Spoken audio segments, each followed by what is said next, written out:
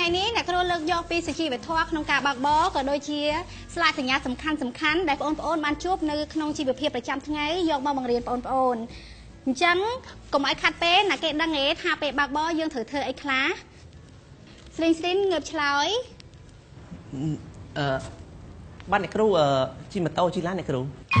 hoàng ngày nắng ôn bao chuẩn hoang mau mẹ bằng xua lại hùn trắng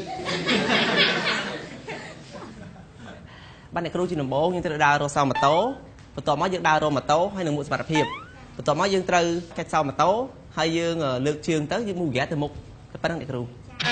chẳng chúng cô camera với như khơiอย่างnào đại ổn cha này kêu xin cái gì ăn hay nhung cật đôi kê đàn cha chân cười cho bạn cha ăn con này cô អរគុណអញ្ចឹងបងប្អូនទាំងអស់គ្នាចម្លើយគឺសេចក្ដីវត្ថុសំខាន់ក្នុងការបើកបរគឺការគោរពច្បាប់ចរាចរណ៍រួមមានដូចជា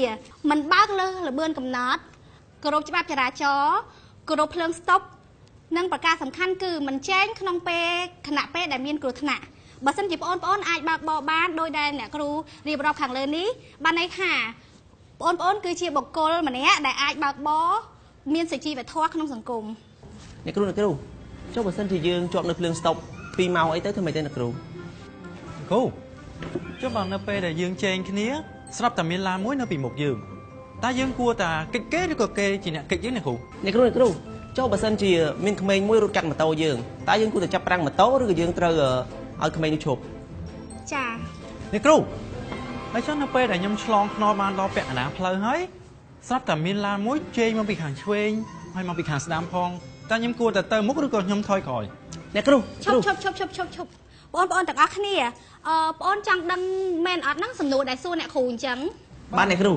អូខេអញ្ចឹងរាល់ថ្ងៃប្រើទូរស័ព្ទមកអីដែរទាំងពីរអ្នកហ្នឹងខ្ញុំប្រើ N7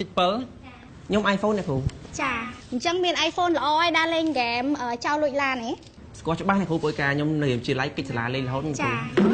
អញ្ចឹងអ្នកគ្រូសុំណែនាំយកទូរស័ព្ទបងអូនមកបន្ទាប់មកបើកចូល download ហ្គេមចោលលួចឡាន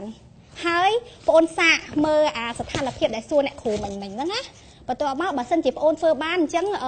ក្នុងការបើកបរប៉ັດប្រកាសក្នុងជីវភាពប្រចាំថ្ងៃហ្នឹងក៏អូនធ្វើបានដូចគ្នាដែរ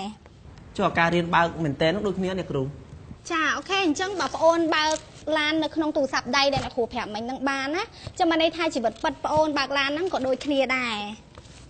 អញ្ចឹងមេរៀនថ្ងៃនេះចាប់ត្រឹមហ្នឹងបើសិនថ្ងៃក្រោយមានចម្ងល់អីសួរឬក៏ឆ្ងល់អី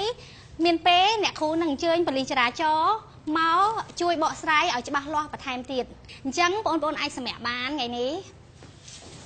អរគុណអ្នកគ្រូ